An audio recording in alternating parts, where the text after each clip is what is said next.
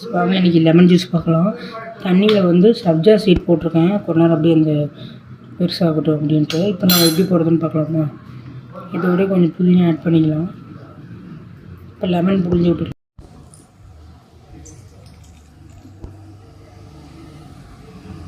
நான் ஒரு 2 லெமன் புழிஞ்சு விட்டுக்க போகிறேன்.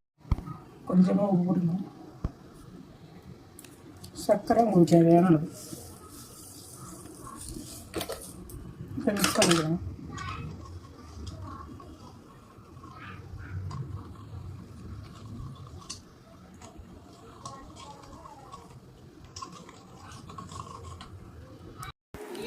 ஜூஸ் குடிச்சிட்டு இருக்கேன்.